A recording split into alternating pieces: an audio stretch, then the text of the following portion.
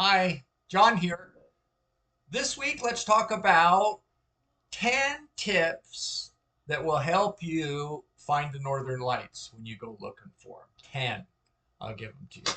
As you know, we went to Norway and we went on a cruise titled In Search of the Northern Lights. And we saw the Northern Lights, and you'll see some pictures of us. We went on a tour, a van, a small van, looking for the Northern Lights. And we saw them. We saw them from the ship. And then we went snowmobiling, and you'll see some pictures of us sitting in the snow with our snowmobile gear on. We went snowmobiling at night looking for them. And people do all sorts of things looking for the Northern Lights. So we were successful, and I want you to be too. And I'm going to give you 10 ways that can work for you. Okay, number one, you want to be mobile wherever you go, whether it's Finland, Iceland, Alaska, I don't care. Wherever you choose to do your search for the Northern Lights, you want to be mobile. You want to be on a ship that's moving. You want to be on a car that's driving around, or dogs that are sledding, a snowmobile that's driving. It helps to be searching for the lights. If there are clouds hanging over you, 3 or 4 miles away, there aren't clouds. The guide is going to take you where there are no clouds, and there you'll get your shot. So that's number one. Number two, you do want other people looking for you.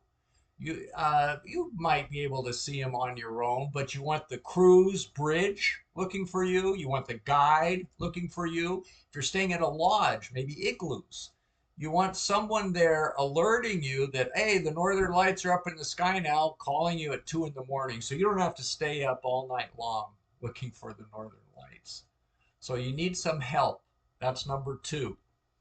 Number three, you want the cycle right. So the sun goes, the activity, the highest activity, it goes kind of like tides, up and down, up and down, 11-year cycles, more or less. I'm not sure they have this exact, but we're on the downslope now. So if you want to go next year for sure. And then it'll get a little bit trickier to get that good, vibrant Northern Lights you're looking for. Doesn't mean you won't find it. You'll find it every year. You just have to be more exact, better at picking your location where you go. So get the cycle correct. If you don't go in the next year or two, maybe if you're young enough, consider going in 8 years or so as the cycle is getting close to peaking again, as the cycle's coming up. So uh, that's the third tip. The fourth tip, number four, you don't want to go when there's expected to be a lot of precipitation. Uh, Excuse me, Spam called me. Spam's my best friend. You want to go when there's not going to be cloud cover. So any type of month where there's heavy precipitation, or you can see that there's going to be a lot of precipitation this particular month. Maybe you're going last minute, but you see there's a lot of rain or snow in the forecast. Don't go. You can't see through the clouds. You'll see nothing. Nothing. Doesn't matter how active it is. Number five, there's a band where the Northern Lights come out, and it encircles the Arctic Circle, but it's not everywhere. And it's thicker in some parts of the world than others, and it moves. It doesn't say the same. 10 years ago, the band was a little different. 10 years from now, the band, and it's a band, it's sort of a little bit of a wobbly band, will be a little different. Right now, from what I saw, it looks a little bit thicker in the Scandinavian countries, which makes it easier to see it there. Doesn't mean Alaska isn't an amazing, great place to see it, but the band is thinner there. You have to be, you should be, you'd increase your chances in two or three of the best towns in Alaska to see it. For example, so study the band of where the Northern Lights is and make sure you're in that band when you go looking.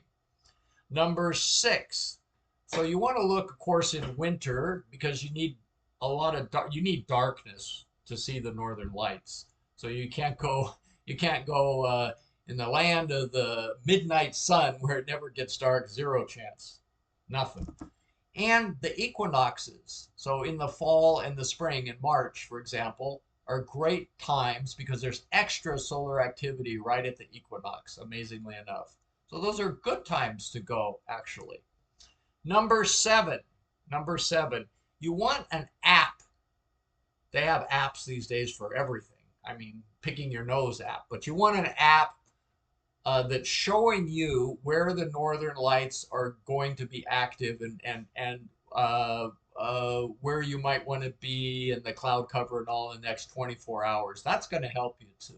And it's going to help your guide. It's going to help the person looking for you. They have the apps, of course. But why don't you get it too? It makes it a little more fun. Uh, Number eight, you want to maybe go on a cruise. Maybe go on some kind of activity where they're actually looking for the northern lights, where that's in the title. Maybe it's when they say guaranteed, guaranteed as long as you come back within a year. And maybe it's not convenient for you to come back within a year, but you want somebody who go on something that is actually looking for the northern lights or hold some promise for you that they're going to find the northern lights would be very helpful rather than just landing on your own in the city and on a hope and a prayer. Uh, you want to go where this is number nine, the ninth tip. You want to go where uh, there have been known northern light sightings recently, like within the last year or so. So you want to go to a city or a location or a place or an igloo or a tour guide that has been finding the northern lights. You don't want to be a trailblazer on this. No need for that. It's too expensive to get up there. I'm assuming that you're living in the temperate zones. It's too expensive to get your butt all the way up wherever these northern lights are to be playing games with not a known commodity that you know that they've been seeing the northern lights from this area. And the last tip I'll give you is I would give yourself at least a week. I wouldn't try to go up, no matter how good the location, and just try and see it over a weekend. Like get there on a Friday, you got to be back to work on Monday, that kind of thing. You got 3 nights. Give it more time than that.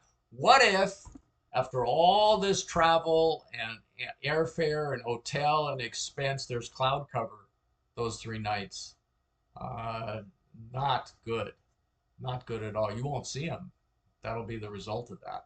So you want to give yourself, I would say, minimum a week. So there we go. I've got some pictures here for you. We were snowmobiling. You'll see us on it, and we went all the way. We had a guy drove us from Norway all the way to Finland to see the northern lights, and we saw him, and then we saw him on the cruise ship, of course. Uh, so I hope that helps. I hope you've seen the northern lights. I hope these tips help you realize your dream of finding the northern lights. So please like, subscribe, and I'm looking forward to talking with you next week. Bye bye now.